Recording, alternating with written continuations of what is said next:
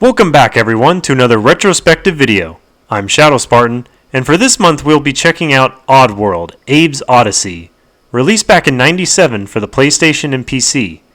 It was developed by Oddworld inhabitants and published by GT Interactive Software. The studio would make a sequel called Abe's Exodus a year later. Then in 2001, with the launch of the Xbox, there was Munch's Oddysee. Finally, in 2005 they released Stranger's Wrath. Unfortunately, each game after Abe's Oddysee was not financially successful, which led to the decision of shutting down the development studio. Then later, in 2011, they worked with another studio called Just Add Water to do a remaster of the first game called New and Tasty, which was released in 2014. The next game, Soulstorm, was supposed to come out in 2018, but got delayed to 2019, then 2020, and last I heard has a release date set for spring 2021. The best way I can summarize Abe's Oddysee is a fun but challenging platforming game. Oh God! That was my chance right there.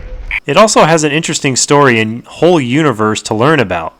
By the end, you feel like you've barely scratched the surface of what's in this world. When some big face appeared and said I was dead. As usual, this video is going to go through the whole game, so spoiler warning, what I liked and disliked, and any funny or awkward moments that happened to me during my playthrough. So let's jump right into it.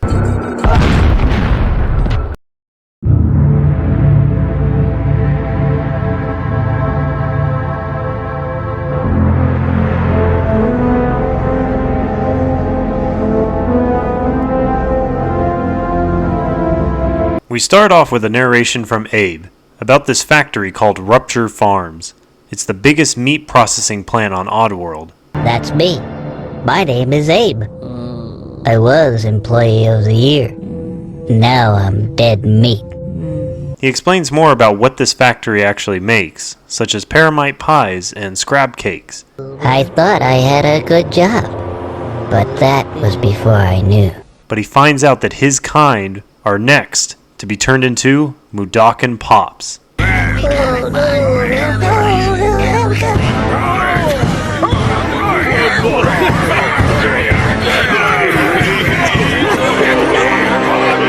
So Abe escapes, and that's where the game begins.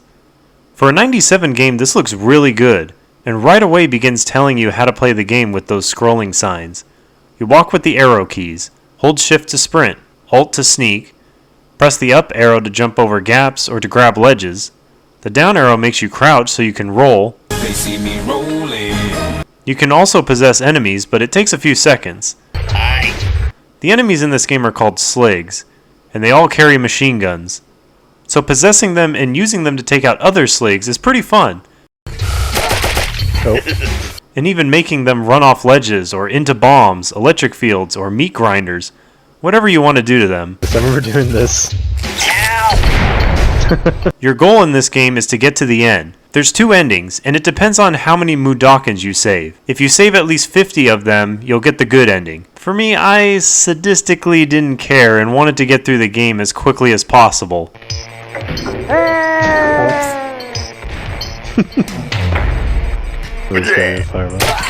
There it is. Z is the fire button. She's gonna make it. Oh! As I said, the background art is amazing. It does its job well looking like a factory and being in different parts of it. The beginning feels like a storage area. Then you move to the production. Finally, you find your way outside. Oh no! I forgot about I forgot about him. The audio sounds great, and even the music is done wonderfully by changing depending on the situation. For example, just wandering around has different themes throughout the game. Then getting into trouble has its own. As well as possessing enemies.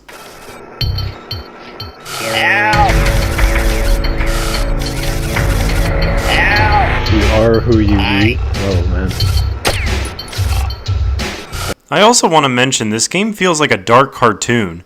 I mean, the image for the Mudokon Pops is gruesome, but then you have scenes like this which sounds like it's from Looney Tunes.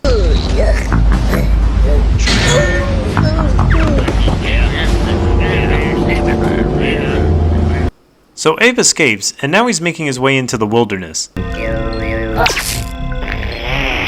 There's this one part I remember back on the PlayStation. I had to get one of the Sligs to follow me, which makes him run into this mine.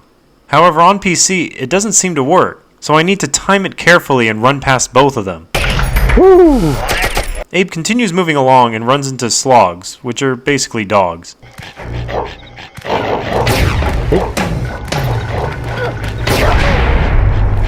Eventually Abe gets to a spot on a cliff where he stares up at the moon. He sees his hand matches an imprint on it. Fun fact, in Abe's Exodus, they changed this to 3 fingers because of foreign circumstances with Japan. According to the FAQ page on Oddworld.com, the change was because in Japanese culture, having 4 fingers showed you were part of a subclass of meatpacking workers. Since losing a finger was common for them, it came to represent them. So it's offensive and degrading. However, they also mentioned that the Walt Disney Company is charged $5 million a year just so Mickey Mouse can keep his 4 fingers in Japan. Anyway, Abe sees this, then falls down the cliff. Down a cliff. Some strange Mudokon with a big face mask shows up and heals him. Abe narrates that he needs to face 2 types of creatures, Paramites and Scrabs, as part of a test. He wakes up and runs to a Mudokon Temple. So besides the awesome background art and music, here you have these Mudokon guardians that will whistle at you. Oh. Whoops, I forgot about that guy. All you gotta do is repeat the sequence back to them.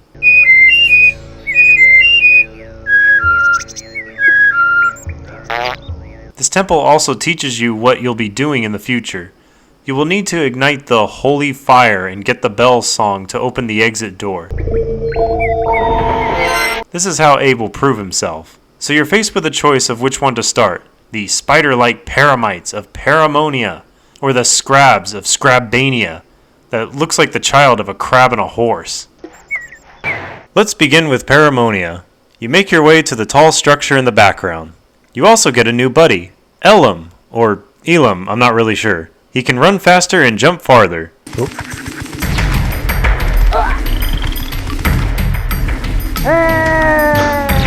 Although at one point he bugged out and was invisible. Oh, he is? What the hell? You also encounter Mudokons that ask for a password, so you just need to find it, then remember it as you run back to whistle it to them. Okay. You run into a couple of Sligs, but eventually you make your way inside.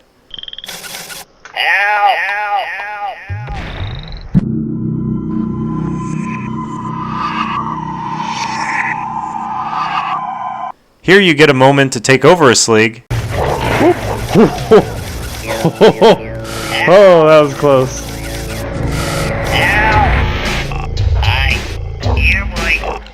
And get a Slog to follow you.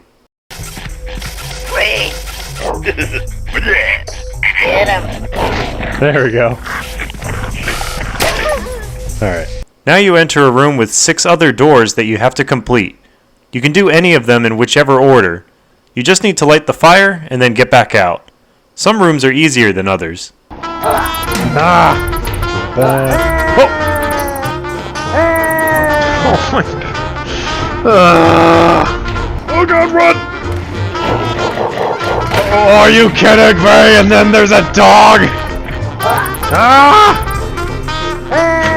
Are you? Oh my god! Oh! No! What? What are you talking about? How did it hit me?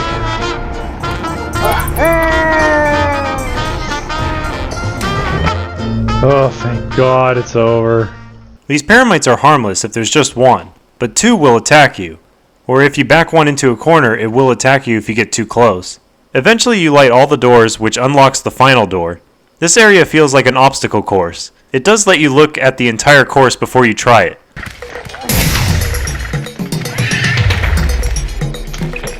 Oh. Too soon. It took many tries, but after a while, I got the course down and made it to the finish.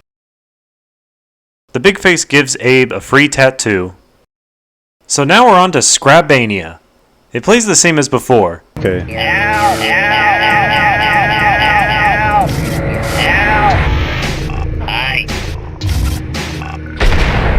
You get Ilum, and you have to find the password for these Mudokons. Also, watch out for these floating mines.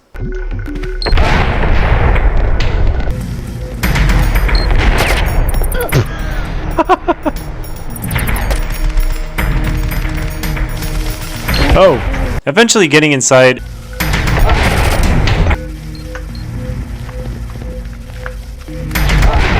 Jump! I jumped! What are you talking about, game?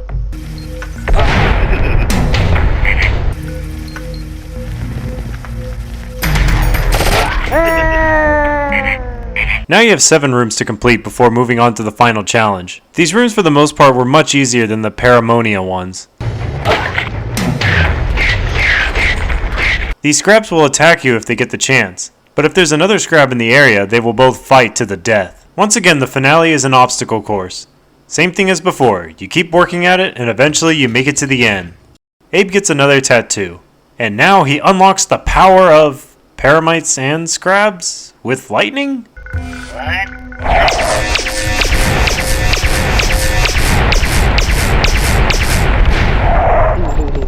I should mention, if Abe has those blue rings, that's what he can do. Earlier in the game, he could get a red ring, which does this. So now Abe returns back to Rupture Farms to rescue the rest of the Mudokons. Now we work our way back into Rupture Farms. This was probably the most difficult part of the game. Oh god! Oh! Fudge! Muff. Seriously, I had to restart so many times. It was really starting to get on my nerves. Here's another montage.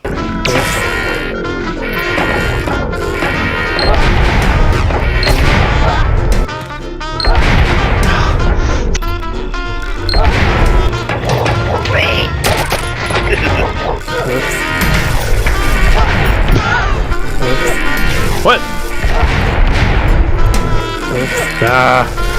Disable!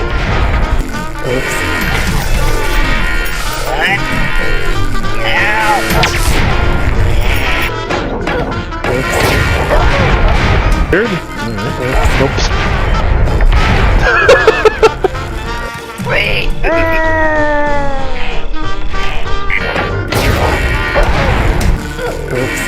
Damn it!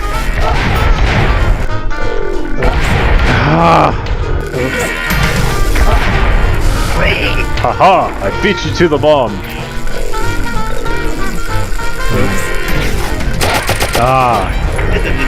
Eventually you make your way back inside.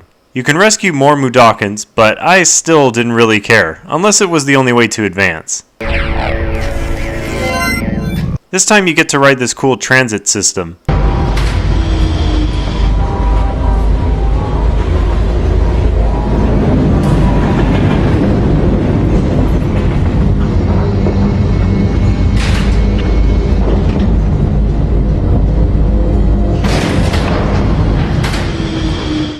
So this final level works kind of like the trials Abe went through. You have rooms to do in whichever order, and you must pull the lever that completes the level. Then you move on to the next area with more rooms to complete. It's more of the same. I just realized I haven't mentioned the objects Abe can throw.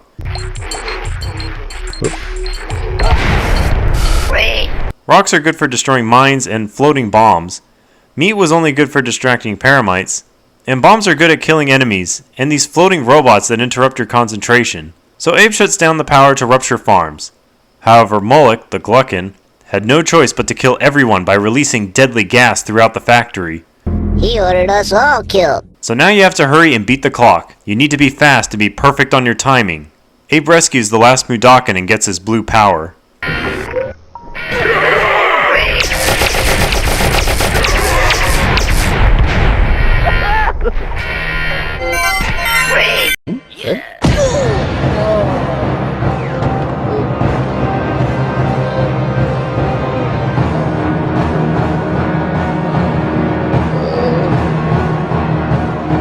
So because I didn't rescue enough Mudokons, they let Abe get grinded up into meat.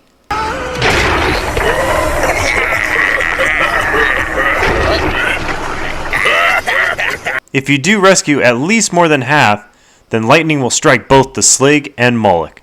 Then Big Face will appear and teleport Abe out. It ends with a crowd of Mudokons cheering Abe, and then... Overall, it's still a fun and challenging game. Oh, whoa, what? Like any video game, it has its frustrating moments. But when you overcome them, it feels great and rewarding. Oh, that feels so good. Oh. Screw that level. So I highly recommend picking up this game for $3 on Steam. Thanks for watching my retrospective video. I have a few ideas for next month's game, but do leave a suggestion in the comments and let me know what you thought of the video. I also want to give a shout out to Traveling Calligrapher and Life Live Candidly. Please check them out. Links are in the description. Thanks again, and I'll see you in the next video. Oh!